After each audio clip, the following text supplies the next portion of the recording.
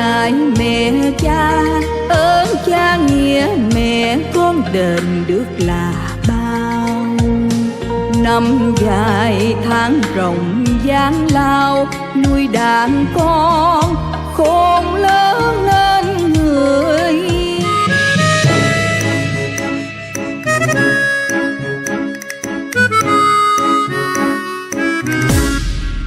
Nàng như một đóa hồng phai, hương sắc heo hon theo những ngày dài.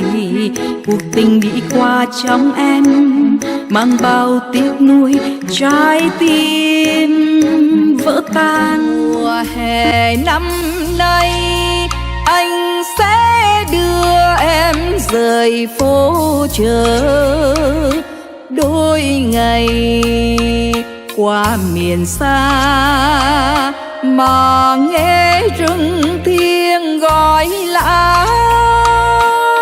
Lá nở thắm đệm lan môi hồng, xuân đến rồi đây nào ai biết không. Mang những hoài mong đi vào ngày tháng, bao nhiêu mơ ước đến khi mùa xuân dài. Sống như đời sống để biết yêu nguồn cội, hãy sống như đời nuôi vươn tới những tầm cao. Hãy sống như biển trào, như biển trào để thấy bờ bên gió. Hãy sống và ước vọng để thấy đời mênh mông.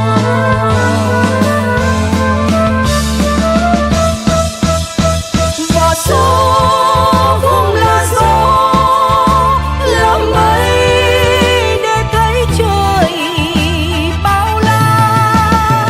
Và gió không là phù sa, dâng má màu cho hoa. Sao không là bài ca của tình yêu đôi lứa?